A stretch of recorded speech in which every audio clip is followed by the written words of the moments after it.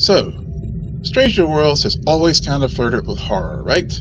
This week, it just sends a photon torpedo straight into the deep end of a classic Star Trek nightmare. This isn't your average monster of the week. It's a genuinely horrifying look at what happens when your humanity gets ripped away.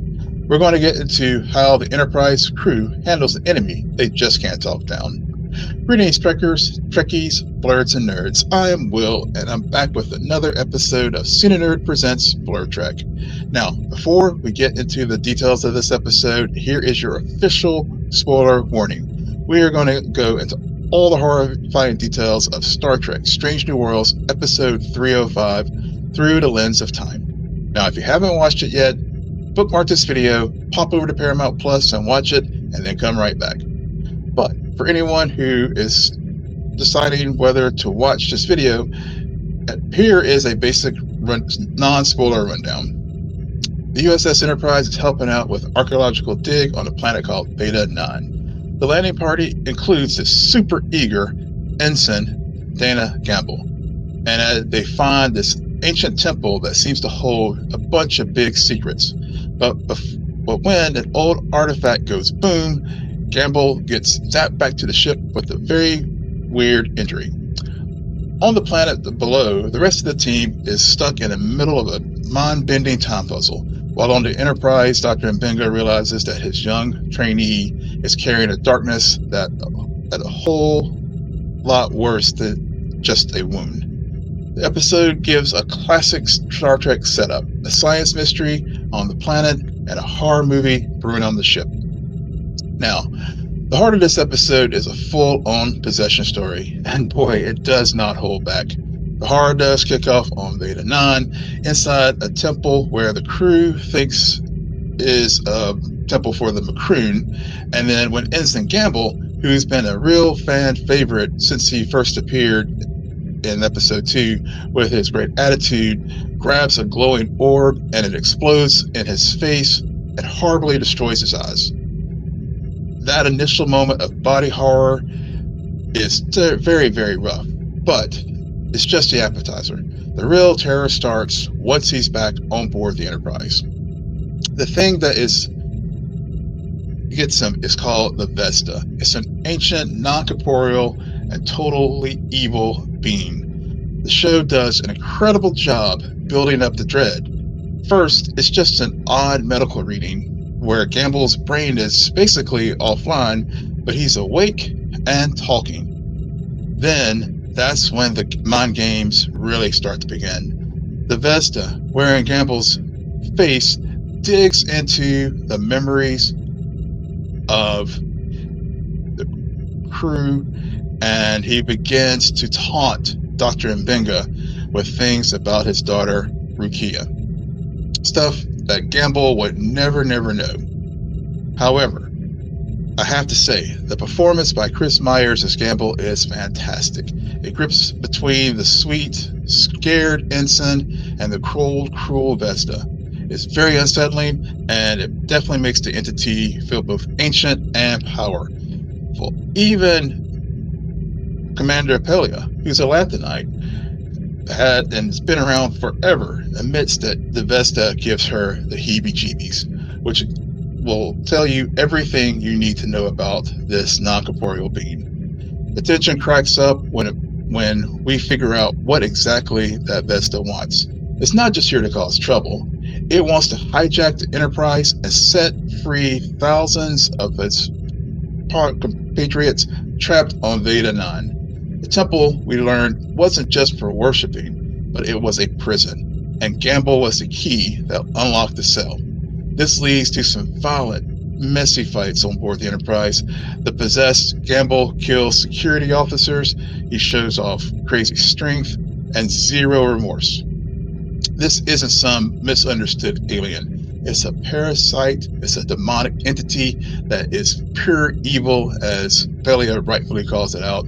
Something that Star Trek usually tries to explain away, but here it presents it with ice cold directness. Now, the main story of this episode is a masterclass in tension, mixing psychological horror with some real action, and it always reminds us that space isn't always friendly.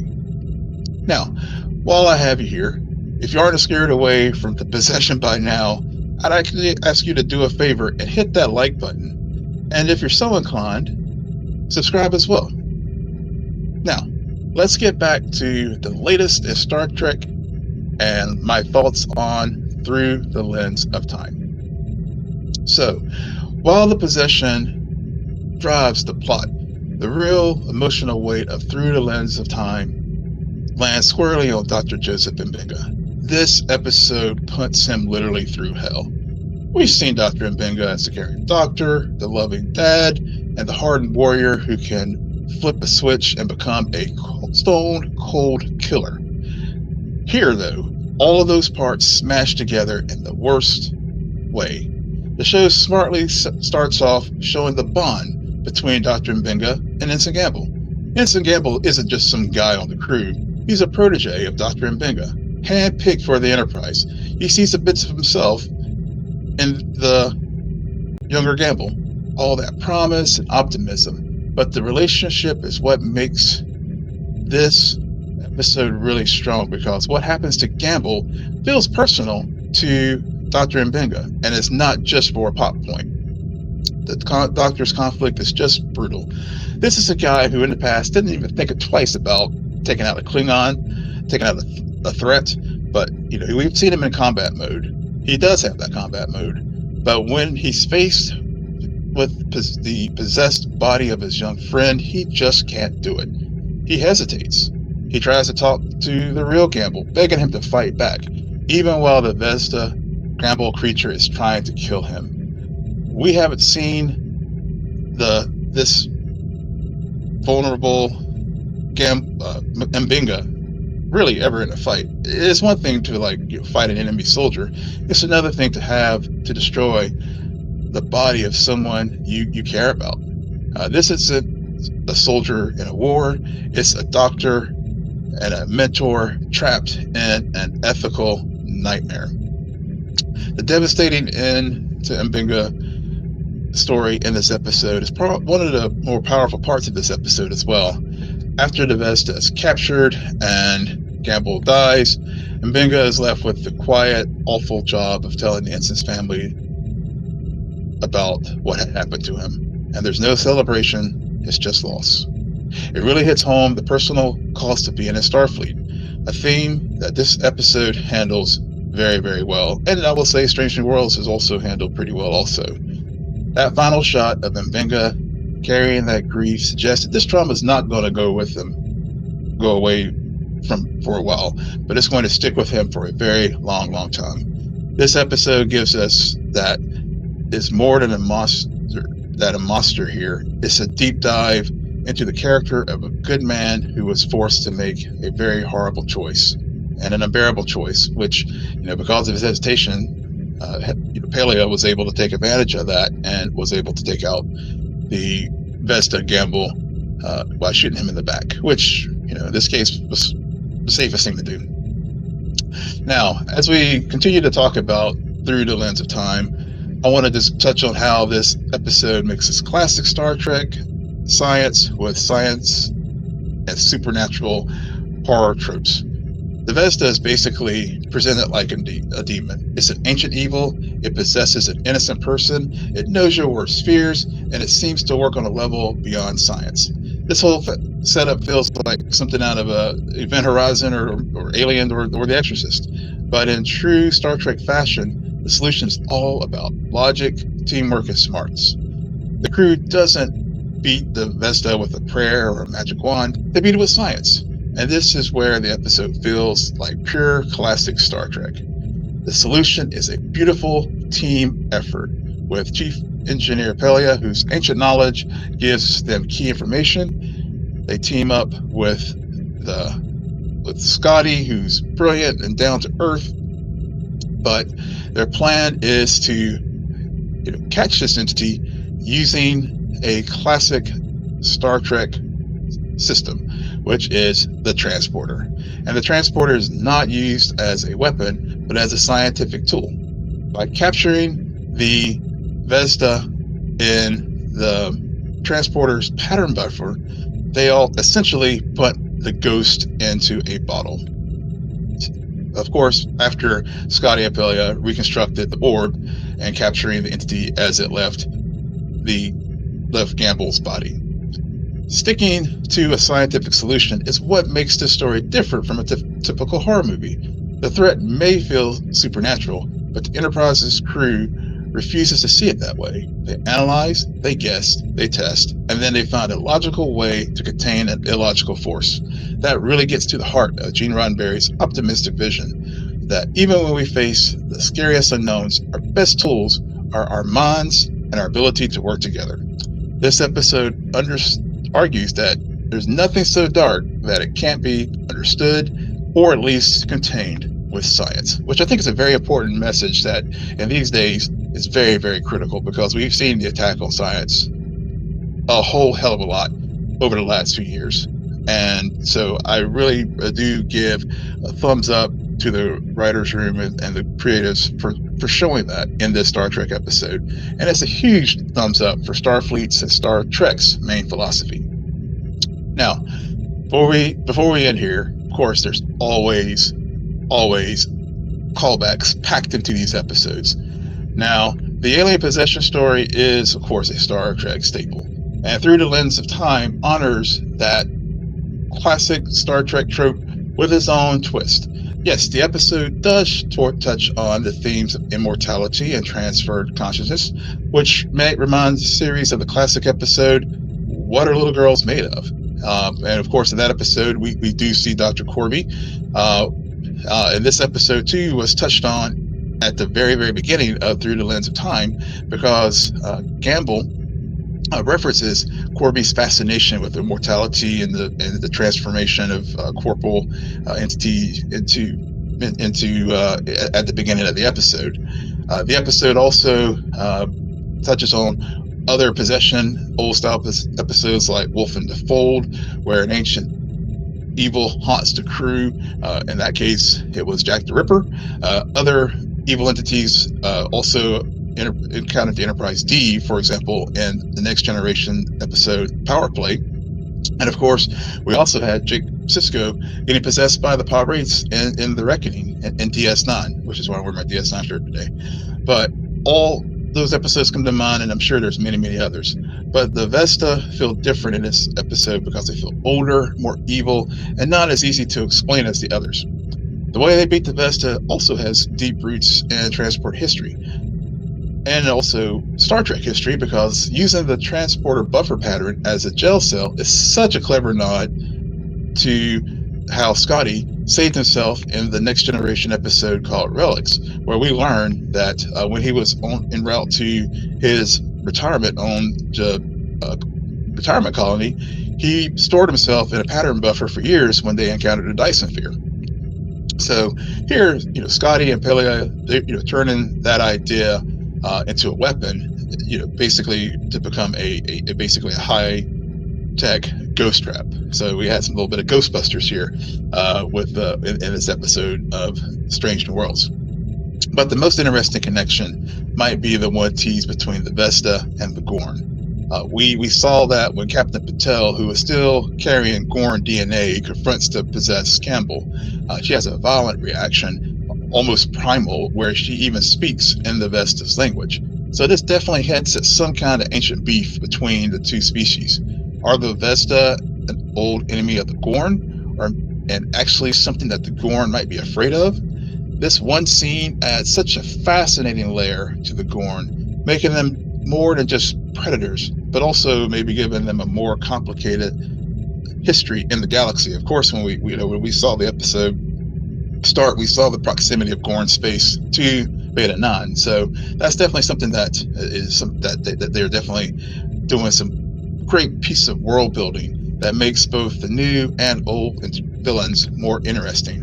And then finally, Gamble's story, yes, is very, very tragic, but we can help to see how it's a very well done update of the classic red shirt trope in Star Trek. And we actually did see the red shirt trope play out in this episode too, because there was quite the body count, even though it's inconclusive about the blue shirt character who was attacked there. Don't know if he was dead or alive. I think the presumption though is he's probably dead. But it definitely takes a play on it where we have a lesser known character die to show how serious the danger is. But I will say that the writers did a great job of setting it up, because when we first introduced to Gamble earlier in the season, he was shown as a growing member of the crew, even though we didn't really officially get his name until maybe halfway through the middle of this episode. But the writers did do a great job of making us care about Gamble before he died, and it basically shows that his story does serve the real purpose of showing us how there are real dangers in deep space. So a huge reason why Through the Lens of Time works so well is that it's just so masterfully directed. The camera work is great, the special effects, everything comes together, creates a very serious, creepy vibe. From the second the team walks away from the temple into the temple, you can just feel how that dread begins to build. The temple shifts between the design itself of the temple, shifting in that multi-dimensional puzzle, in a way that makes it feel both supernatural, but also it feels ancient and super advanced. But then also just the visual possession when the horror really hits, and the effects for Gamble's transformation is really freaky. From his eyes blown out, it's a shocking and gross way. It sets the tone for the episode, and as he as it continues to pop up throughout the episode, really makes it work so effectively. And then also the fights, especially the fight with Gamble and Patel, even though it's short and chaotic, it feels very desperate. And of course, we definitely see Mbenga, helping Marie settle down. But with that fight, and especially in a closed, contained space of sickbay, it made it feel just claustrophobic and desperate, and really just worked really well. The time puzzles worked really well, and the good thing about it, all these things make you stay locked into the episode and keep you on your toes, because you never know when the tension is going to let up. So you have to give them credit for making them feel like this horror feels like it belongs in Star Trek. It's not just the cheap jump scares. It truly is a slow burn of psychological fear built on character and atmosphere, which makes this episode's scariest parts really hit harder when they happen. So, I'll have to say, Through the Lens of Time is, for me, a standout episode for Star Trek Strange New Worlds. It's powerful, it's creepy, it's an hour of television that blends both the classic Star Trek hope with modern horror. It takes place with a familiar idea, the alien possession, and makes it feel new and honestly terrifying. While Gamble's death is definitely a gut punch, and some could say that his character could have been built up a little bit more to make that gut punch twist really harder in our guts, I will say that, to me, the episode's big win is how it explores Dr. Mbenga's character, pushing him to his emotional limits, showing new sides of his humanity. On top of that, the solution in the episode, based off of old Star Trek and Starfleet smarts and teamwork, is a great reminder of what makes this episode last. The episode isn't just a good monster of the week story, but it's a complex character piece and a celebration of science beating back what looks to be like the supernatural. It's definitely dark, it's smart, and it leaves us wondering what other ancient evils are still out there, especially with that ending into this episode when we saw the screen light glitch, hinting that we haven't seen the last of the Vezda. This definitely is Star Trek Strange New Worlds at the top of its game. But what do you think of this episode? Did the horror work for you?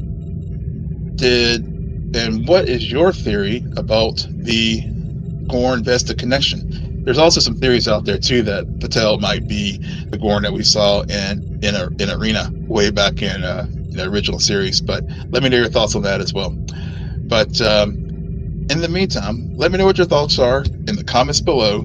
Be sure to like and subscribe to get more Blurred Trek and our main Scene a Nerd podcast show. This upcoming videos that we have on our podcast that we'll be reviewing is more from the MCU with Eyes of Wakanda, and also from the DC Universe with the Season 2 of Peacemaker.